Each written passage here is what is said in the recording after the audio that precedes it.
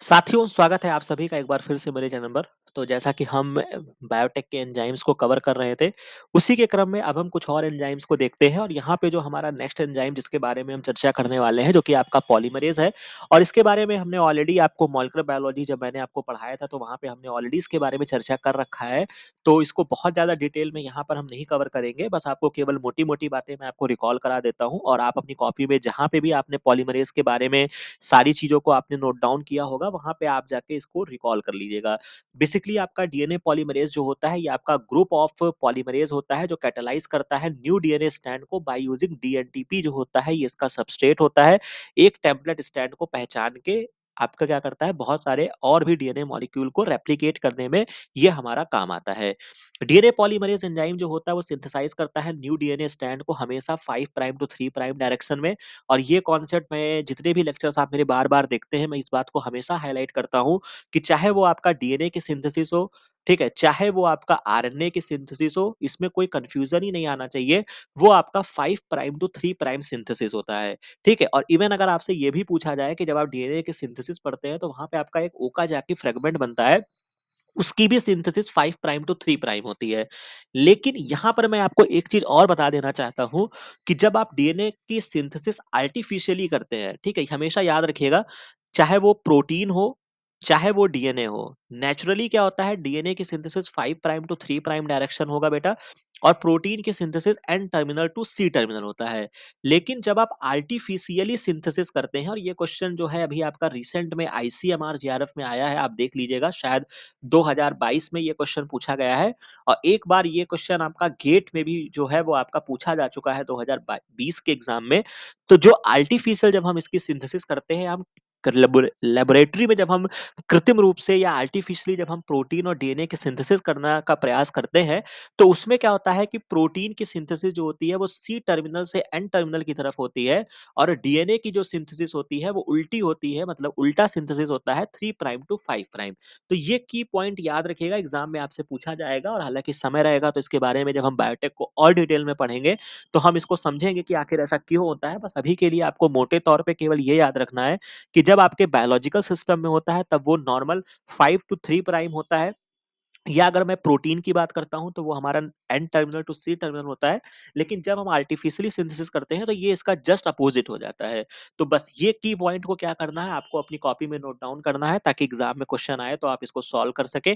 तो बस इतनी कहानी होती है। बाकी पॉलीमरेज के बारे में आपको पहले से ही पता होगा कि ये आपका de novo, it can not initiate synthesis of A DNA के न्यू स्टैंड की सिंथेसिस नहीं कर पाता है। इसको एक प्राइमर चाहिए होता है, आरएनए का प्राइमर लगता है।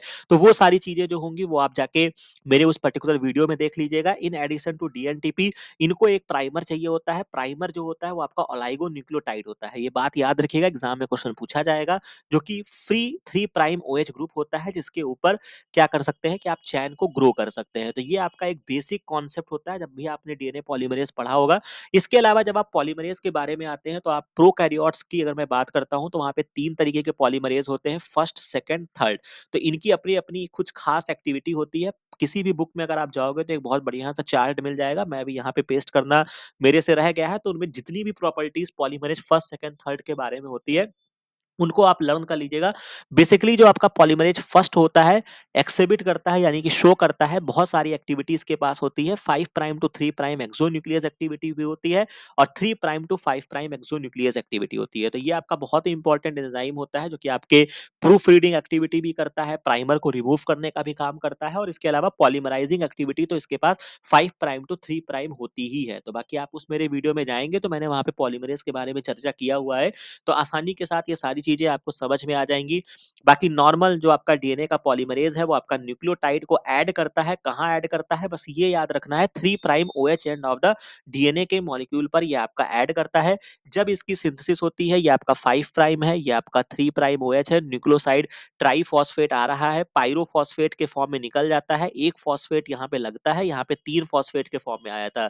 तो बस ये कुछ आपके की इवेंट्स हैं, उनको आपको याद रखने हैं। इसके अलावा बहुत ज़्यादा आपको इसके बारे में परेशान नहीं होना है। अब थोड़ा-सा मैं और आगे बढ़ता हूँ और कुछ और एंजाइम्स के बारे में चर्चा करता हूँ, जिसकी मुझे ज़रूरत ज़रूरत पड़ेगी जब मैं बायोटेक्नोलॉजी में कोई और काम करूँगा। तो उसमें एक आपका बहुत ही इंपॉर्टेंट एंजाइम होता है, अल्कलीन फॉस्फेटेज़। तो यहाँ से पढ़ने से पहले मैं आपको रिकॉल करा देता हूँ कि एल्कलीन फॉस्फेटेज आपने कहाँ सुना? तो आपने 2 जगह आपने बहुत आसानी के साथ एल्कलीन फॉस्फेटेज का नाम सुना होगा, जिसको हम प्यार से एएलपी बोलते हैं। एक तो आपने सुना होगा जब मैंने आपको एलाइज़ा पढ़ाया था, तो जब आपका एलाइज़ा में जो हम सेकेंडरी जो आपका क्या कह सकते हो कि जो एंजाइम जो कॉन्जुगेटेड होता है, उसमें आपका 2-3 एंजाइम बहुत इंपॉर्टेंट होते थे। एक आपका हॉर्स रेडिस पेरोक्सिडेज होता था, दूसरा आपका एल्कलीन फॉस्फेटेज होता था। तो ये आपके इंपॉर्टेंट एंजाइम्स होते हैं जो एलाइज़ा वगैरह में यूज़ किए जाते हैं।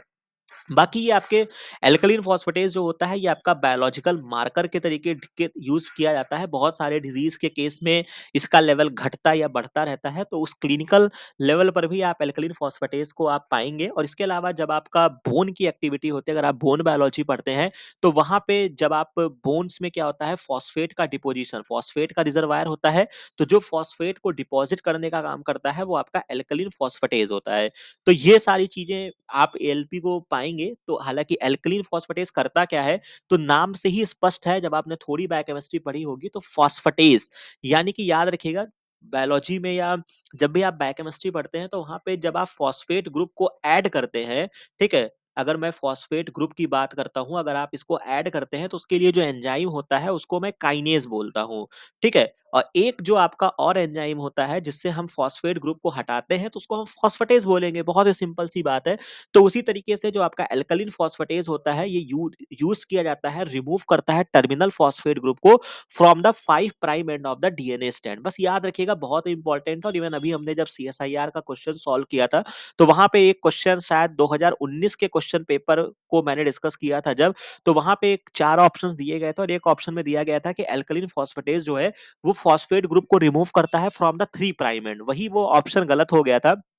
तो ऐसा नहीं कि यहाँ पे 3 लाइन लिखा हुआ है तो सर ने कुछ लगाया ही नहीं है, ऐसा नहीं है। अभी सर ने कंटेंट बहुत लगाया हुआ है और इसी 3 लाइन में आपके 4 नंबर का क्वेश्चन छुपा हुआ है। एग्जामिनर क्या करेगा, 5 प्राइम एंड की जगह 3 प्राइम एंड कर देगा और आपको लगेगा कि यार सारी लाइन तो सही है, सब कुछ सही है, फॉस्फेट निकाल रहा होगा। लेकिन आपको हमेशा याद रखना है कि डीएनए के 5 प्राइम एंड पे आपका फॉस्फेट होता है और 3 प्राइम एंड पर आपका ओएच होता है। तो यानी कि अगर आपको फॉस्फेट को हटाना है तो आप 5 प्राइम एंड से हटाओगे। तो बस आपको ये चीज याद रखनी है। तो एल्कलीन फॉस्फेटेज आपको पता चलेगा जो कि फॉस्फेट ग्रुप को हटाएगा। और सिंपल सी बात है, हमने जब फॉस्फेट पूछा जाएगा कि हमसे कहाँ से हटा देगा, तो हमने केवल डीएनए का स्ट्रक्चर जानते हैं और डीएनए के स्ट्रक्चर में हम बस इतना जानते हैं कि 5 प्राइम पे फॉस्फेट लगा है, 3 प्राइम पे ओएच लगा है। तो हटाएगा कहाँ से, जहां पे अवेलेबल है वहीं से हटाएगा। तो यानी कि 5 प्राइम एंड से आपके फॉस्फेट को रिमूव किया जाएगा। इसी तरीके से जो इसका वाइस वर्सा एंजाइम होता है, जिसको हम पॉलीन्यूक्लियोटाइड काइनेज बोलते हैं। अब काइनेज आ गया तो यानी कि ये फॉस्फेट ग्रुप को ऐड करेगा। तो ये पर्टिकुलर एंजाइम जो होता है, ये फॉस्फेट ग्रुप को अटैच करता है to hydroxyl group present on the 5 prime end of the DNA. ठीक है? तो ये आप याद रखिएगा, कभी-कभी आपके ओएच ग्रुप जो आपके 5 प्राइम एंड पे लगे होते हैं, उनको हटा के अगर आपको फॉस्फेट ग्रुप लगाना होता है, तो वहाँ पे आपका ये पॉलीन्यूक्लियोटाइड काइनेज आता है। और आप इसको समझ सकते हैं कि ये आपका रिवर्स इफेक्ट करता है, जो कि आपका एल्कलीन फॉस्फेटेज है। तो यानी कि मैं एल्कलीन फॉस्फेटेज का पॉलीन्यूक्लियोटाइड काइनेज को एंटागोनिस्टिक भी कह सकता हूँ। अगर आपसे पूछ लिया जाए कि कौन से 2 एंजाइम हैं जो एक दूसरे के अपोजिट हैं, तो यानी कि मैं क्या आंसर करूंगा, एल्कलीन फॉस्फेटेज और पॉलीन्यूक्लियोटाइड काइनेज। एक जो है वो 5 प्राइम एंड से फॉस्फेट को हटा रहा है और एक जो है वो 5 प्राइम एंड पर फॉस्फेट को लगा रहा है। ठीक है? एडिंग फॉस्फेट ग्रुप को कहां पे ऐड कर रहा है, फ्री 5 प्राइम टर्मिनल्स पे ऐड कर रहा है। याद रहेगी बात, यहां तक आपको कोई समस्या नहीं आएगी। अब इसके बाद अगर मैं थोड़ी सी और बात कर लेता हूं, जो कि एल्कलीन फॉस्फेटेज के बारे में एक दो बातें आपको और पता होनी चाहिए। तो जैसा कि आप यहाँ पे देख सकते हैं, ligation absolutely require for presence of 5 prime phosphate group at the DNA side. If the phosphate group is remove the DNA can not be ligated, ये एक अलग विषय है। Alkaline phosphatase enzyme use to remove the phosphate group को करता है, जो कि 5 प्राइम एंड पर करेगा, ये हमने समझ लिया। इसके बाद जो this enzyme can be isolated from the bacteria, यानी कि हम इससे कहां से आइसोलेट करते हैं, तो एल्कलीन फॉस्फेटेज हम बैक्टीरिया से आइसोलेट करते हैं या हम काल्फ इंटेस्टाइन से आइसोलेट करते हैं। तो ये चीज एग्जाम में आपसे पूछा जाएगा। ठीक है? और इसका यूज क्या होता है, prevent unwanted self ligation of the vector DNA molecule in the procedure of recombinant DNA technology. यानी कि जब आप डीएनए टेक्नोलॉजी जब आप करते हैं, रिकॉम्बिनेंट डीएनए करते हैं, तो जो आपका वेक्टर का मॉलिक्यूल होता है, ठीक है, वेक्टर में क्या होता है, जो कि आपका कोई कैरियर मॉलिक्यूल होगा जो डीएनए को लेकर जाएगा, इस यही तो कॉन्सेप्ट होता है। तो वो वेक्टर का मॉलिक्यूल आपस में ही सेल्फ लाइगेट ना हो जाए, मतलब उसका एंड आपस में ही लाइगेट ना कर जाए, तो हम क्या करते हैं वहां पे एल्कलीन फॉस्फेटेज का यूज करते हैं। ठीक है, तो ये याद रखिएगा, उसको सेल्फ लाइगेशन से प्रिवेंट कराने के लिए हम एल्कलीन फॉस्फेटेज यूज करते हैं। However ligation of the vector to the insert can occur as the insert side insert still has its 5 prime phosphate. तो खैर इसकी लाइन में आपको नहीं जानना है, बस आपको दो बातें मेरा बताने का था कि इस पर्टिकुलर पैराग्राफ से आपको केवल ये जानना है कि हम इसको आइसोलेट कहाँ से करते हैं। तो हम बैक्टीरिया से आइसोलेट करते हैं या काल्फ इंटेस्टाइन से करते हैं। ठीक है, ये कहानी आपकी हो गई। और सबसे मोस्ट इंपॉर्टेंट चीज जो आपका बनता है, ये आपका सेल्फ लाइगेशन से प्रिवेंट करता है। ठीक है, मतलब आपका वेक्टर का मॉलिक्यूल खुद में ही ना उलझ जाए। ठीक है, तो इसलिए हम वहां से फॉस्फेट ग्रुप को हटा देते हैं। ठीक है, क्योंकि जब फॉस्फेट रहेगा नहीं तो 5 प्राइम टू 3 प्राइम रिएक्शन नहीं होगा। समझ रहे हो भाई, बस सिंपल सा कॉन्सेप्ट है। तो हमने क्या किया, वेक्टर के मॉलिक्यूल में, यानी कि जिस मॉलिक्यूल का ये डीएनए का मॉलिक्यूल होगा, ठीक है, मान लो कि दो आपके मॉलिक्यूल हैं जिनको आपको जोड़ना है, लेकिन किसी की मदद से लेकर जाओगे ना, एक आपका वेक्टर होता है। ठीक है, तो ये वेक्टर का मॉलिक्यूल आपस में ना सेल्फ लाइगेट कर जाए, इसी वजह से यहाँ पर हम क्या करेंगे, यहाँ पे हम 5 प्राइम के फॉस्फेट को रिमूव कर देंगे with the help of ALP, यानी कि एल्कलीन फॉस्फेटेज। बाकी आपको बहुत ज्यादा यहाँ पे कुछ समझने की आवश्यकता नहीं है। ठीक है, इसके बाद अगर अब हम थोड़ा सा आगे बढ़ जाते हैं और कुछ और एंजाइम्स के बारे में चर्चा करेंगे। बाकी यहाँ पे मैंने पॉलीन्यूक्लियोटाइड काइनेज के बारे में भी लगा दिया है कि इनकी क्या फीचर्स होते हैं। तो बैक्टीरियोफाज T4 इन्फेक्टेड इकोलाई से हम इसको आइसोलेट करते हैं, catalyse the transfer of gamma phosphate. याद रखिएगा, जब भी हम एटीपी की बात करते हैं कि एटीपी में आपके 3 फॉस्फेट होते हैं, जो कि आपके अल्फा, बीटा और गामा, ये 3 फॉस्फेट होते हैं। तो कौन सा फॉस्फेट जो होता है वो इंटर करता है आपके डीएनए के मॉलिक्यूल में, या आप उसको ट्रांसफर करते हैं डीएनए या आरएनए में। तो आप हमेशा आंसर करेंगे हम गामा फॉस्फेट को जो होता है वो ट्रांसफर करते हैं। अल्फा बीटा जो होते हैं ये आपके पायरोफॉस्फेट के फॉर्म में रिलीज हो जाते हैं। तो ये बहुत ही इंपॉर्टेंट कॉन्सेप्ट है, इसको आप हमेशा अपनी कॉपी में नोट डाउन कर लीजिए। इसके बाद it has 3 prime phosphatase activity भी होती है। अब इसका हम यूज कहाँ कहाँ करते हैं, तो जो हाईलाइटेड है उन पे ज्यादा विशेष गौर करिएगा। ये आपका रेडियो लेबलिंग जब आप करते हैं डीएनए सीक्वेंसिंग के लिए, 5 प्राइम टर्मिनस पे जब आपको रेडियो लेबलिंग करनी होती है, वहां पर हम पॉलीन्यूक्लियोटाइड काइनेज का यूज करते हैं। इसके अलावा इसमें बहुत ज़्यादा कुछ ऐसी विशेष बात आपको नहीं जाननी है, कुछ लिंकर्स वगैरह बनाने के लिए भी हम इसको यूज़ करते हैं। बाकी बस 2 बातें आपको याद रखनी है, एक हम इसको सीक्वेंसिंग में लेबलिंग के टाइम पे यूज़ करते हैं, और एटीपी में कौन-सा फॉस्फेट जो होता है वो ट्रांसफर होता है, तो वो हमेशा गामा फॉस्फेट जो होता है वो आपका ट्रांसफर होता है। राइट, यहां तक कहानी हो गई। अब एक और एंजाइम जो आपको हमेशा याद रखना है वो आपका टर्मिनल डिऑक्सी न्यूक्लियोटाइड ट्रांसफरेज होता है, या इसको हम टर्मिनल ट्रांसफरेज बोलते हैं। इसका दो नाम है तो कभी कंफ्यूज मत होइएगा। टर्मिनल डिऑक्सी न्यूक्लियोटाइडल ट्रांसफरेज, यानी कि टर्मिनल का मतलब है टर्मिनल एंड, ट्रांसफरेज का मतलब है ट्रांसफर करना। किसको ट्रांसफर कर रहा है, डीऑक्सी न्यूक्लियोटाइड के मॉलिक्यूल को ट्रांसफर करता है। तो this enzyme can add similar nucleotide residue to from a homopolymer tail बनाने के काम आता है। जब आप डीएनए का बहुत ब्रॉड लेवल पे जब आप बायोटेक्नोलॉजी पढ़ते हैं, तो वहां पे कभी कभी हमें ऐसी भी जरूरत पड़ती है कि हमें एक सिंपल मतलब सिंथेटिक मॉलिक्यूल अगर हम बना रहे हैं या कुछ भी हम ऐसा कर रहे हैं, तो हमें एक सेम मॉलि मतलब सेम डीएनए के न्यूक्लियोटाइड चाहिए होते हैं। मतलब अगर हमें एडेनिन चाहिए तो एडेनिन एडेनिन चाहिए, ग्वानिन चाहिए तो ग्वानिन ग्वानिन चाहिए। तो उस तरीके की जब हमें एक्टिविटी करनी होती है तो हम टर्मिनल डिऑक्सी न्यूक्लियोटाइडल ट्रांसफरेज का यूज करते हैं। तो ये आपका होमोपॉलीमर टेलिंग करने का काम आता है on the 3 prime end of the DNA strand. अब ऑब्वियस सी बात है भाई, अब यहाँ पे भी आपको कंफ्यूज नहीं होना है कि टेल कहाँ बनेगी। अगर मैं डीएनए की बात करता हूँ तो 5 प्राइम टू 3 प्राइम यही हमारे दिमाग में आता है। तो जनरली जनरली हम क्या सोचेंगे, या जनरली हमारे दिमाग में क्या आना चाहिए कि टेल एंड कहाँ होगा, 3 प्राइम एंड पर होगा। तो यानी कि जो टेलिंग होगी वो कहाँ पर होगी, मेरे 3 प्राइम एंड पर होगा। ठीक है, तो बहुत सारे डीऑक्सी न्यूक्लियोटाइड के मॉलिक्यूल को हम 3 प्राइम एंड पर जोड़ देंगे। ठीक है, unlike most DNA polymerase it does not require a template. इसको टेम्पलेट की आवश्यकता नहीं होती है। तो ये आप याद रखिएगा, नॉर्मली आपका जो डीएनए पॉलीमरेज होता है उसको टेम्पलेट की आवश्यकता होती है। याद रखिएगा, बहुत इंपॉर्टेंट है, क्योंकि जब जो कि अभी आपने यहाँ पे मैंने आपको बताया है कि डीएनए पॉलीमरेज जो होता है उसको अपने कार्य करने के लिए एक आपका टेम्पलेट चाहिए होता है। मतलब डीएनए के 2 स्ट्रैंड होते हैं, अरे यार इसको कैसे मैं समझाऊं। डीएनए के दो स्ट्रैंड आपके होते हैं, तो एक को पकड़ के ही तो वो दूसरे को सिंथेसिस करता है, जब वो रेप्लिकेशन स्टार्ट करता है इसके बेस को रीड करके तभी तो अपोजिट में लगाता है। लेकिन यहाँ पर क्या होता है कि ये पर्टिकुलर जो आपका है, ये आपका इसको किसी भी टेम्पलेट की आवश्यकता नहीं है, ठीक है, ये बात हमेशा याद रखिएगा। बहुत इंपॉर्टेंट पॉइंट है, एग्जाम में आपसे क्वेश्चन पूछा जाएगा। तो टर्मिनल डीऑक्सी न्यूक्लियोटाइड ट्रांसफरेज जो होता है, ये आपको इसको प्राइमर की आवश्यकता नहीं है। तो यहाँ पे हमने बहुत इंपॉर्टेंट पॉइंट्स को यहाँ पे डिस्कस कर लिया है। अब थोड़ा सा अगर मैं आगे बढ़ जाता हूँ, एक चीज जो आपके मैंने यहाँ पे एडिशनली लगा दिया है, जब भी आपकी पॉलीमरेज के बारे में चर्चा होती है, हालांकि मॉलिक्यूलर बायोलॉजी का पार्ट मैंने कवर किया था, तो वहां पे एक दो टर्म्स आपने पढ़े होंगे। एक आपका प्रोसेसिविटी होता है। तो ये प्रोसेसिविटी क्या होता है, इसको मैं आपको समझा देता हूँ। The length of the new strand that is synthesised before the enzyme dissociate from the template varies, but is usually between several hundred and a few thousand nucleotide under in vitro condition. इसी को हम processivity कहते हैं। कहने का मतलब है कि आपका एंजाइम है, ठीक है, अब ये एंजाइम क्या होगा, डीएनए पॉलीमरेज होगा, ठीक है। ये एंजाइम इसका सबस्ट्रेट पे, एंजाइम किस पे बाइंड करेगा, सबस्ट्रेट पे बाइंड करेगा। सबस्ट्रेट क्या होगा आपका, मान लेता हूं मैं डीएनटीपी ही सबस्ट्रेट होगा, कुछ भी मान लो, ठीक है। अब ये क्या करेगा कि ये इसको ऐड करता जाएगा और आपका डीएनए का मॉलिक्यूल बनेगा। तो प्रोसेसिविटी का मतलब होता है कि ये एंजाइम, इसकी भी कुछ एक अपनी क्षमता होगी ना, कोई अमर होके तो आया नहीं है। तो यानी कि ये मॉलिक्यूल, ये एंजाइम कितने सबस्ट्रेट को कन्वर्ट कर दिया प्रोडक्ट में, ठीक है, डिसोसिएट होने से पहले। याद रखिएगा ये लाइन इंपॉर्टेंट है, enzyme dissociate from the template varies, ठीक है, new strand that is synthesised before the enzyme. मतलब आपका न्यू स्ट्रैंड सिंथेसाइज हुआ है, मतलब कितना देर तक वो एंजाइम डिसोसिएट नहीं हुआ, मतलब जब तक वो एंजाइम लगा रहा तब तक आपके कितने मॉलिक्यूल को उसने सिंथेसिस कर दिया, इसी को हम प्रोसेसिविटी कहते हैं।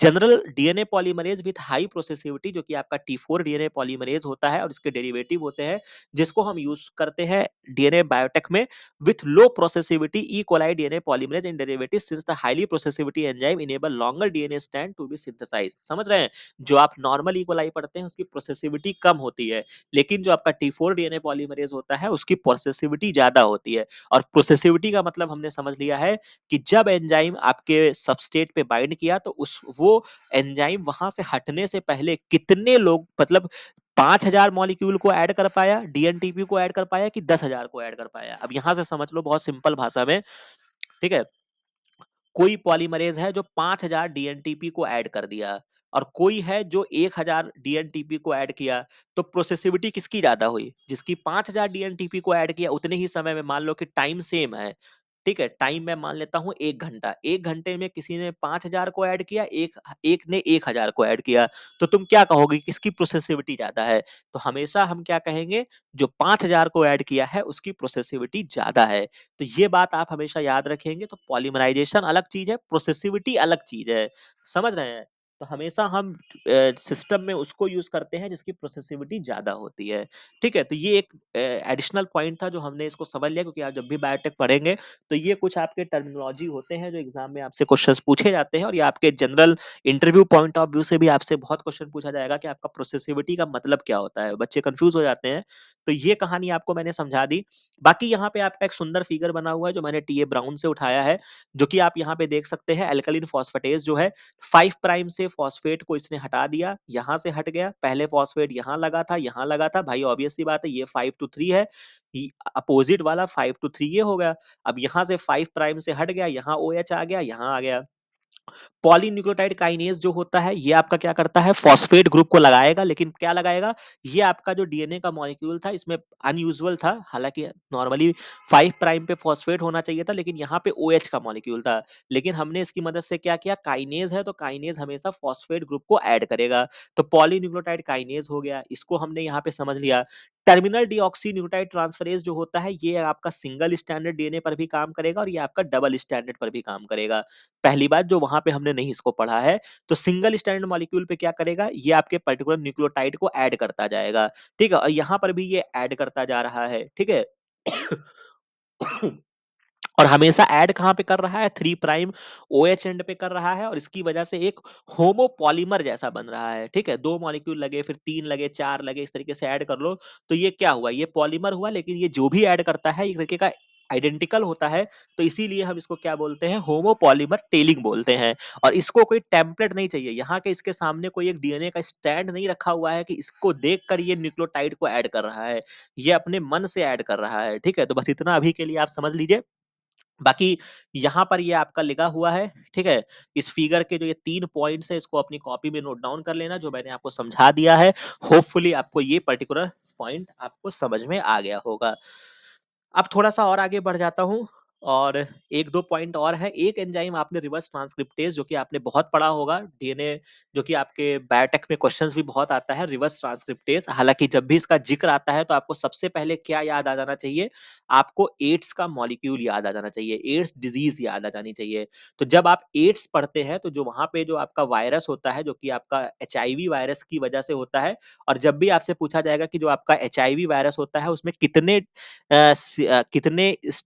आरएनए के मॉलिक्यूल होते हैं, तो 2 सिंगल स्टैंडर्ड आरएनए के मॉलिक्यूल वहाँ पे पड़े होते हैं। ये एक आपका बहुत इंपॉर्टेंट पॉइंट है जिसको आप हमेशा याद रखिएगा।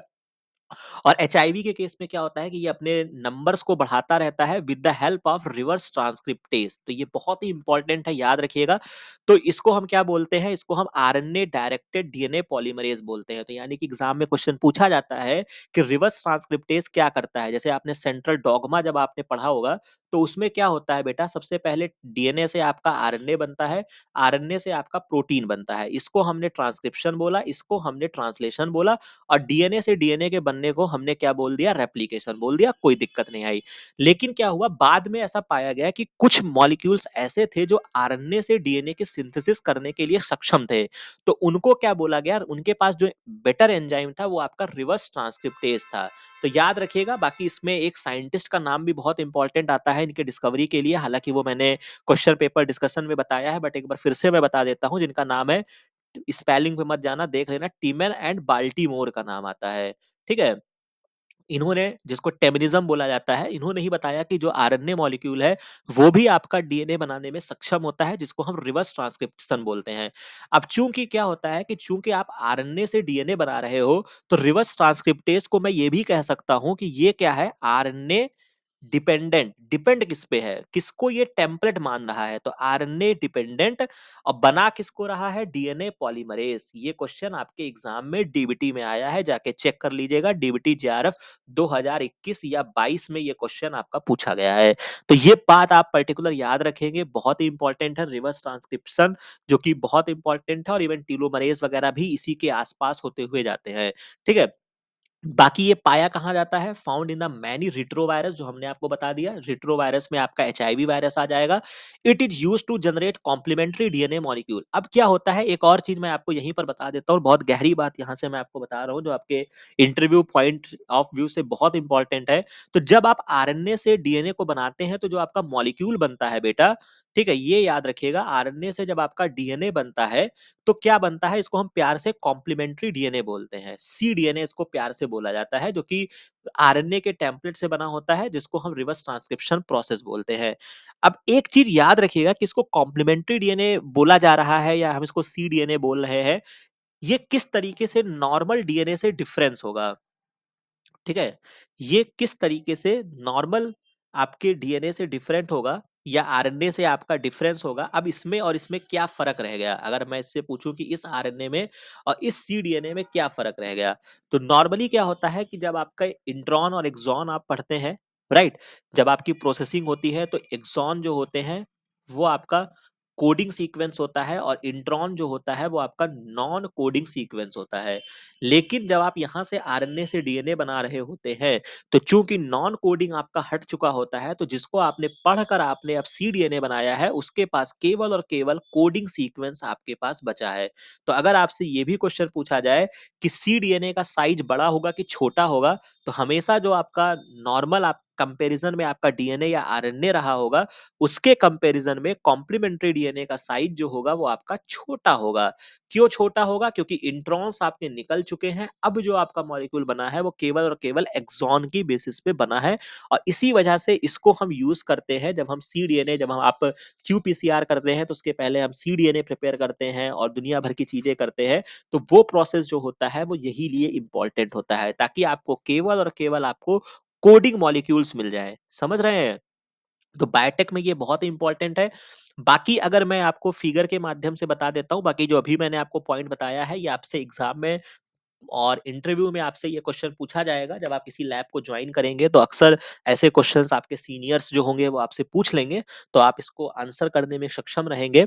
बाकी आप यहाँ पे देख सकते हैं, ये आपका आरएनए का मॉलिक्यूल था, जो कि आरएनए आपका सिंगल स्ट्रैंडेड होता है, 5 प्राइम टू 3 प्राइम था।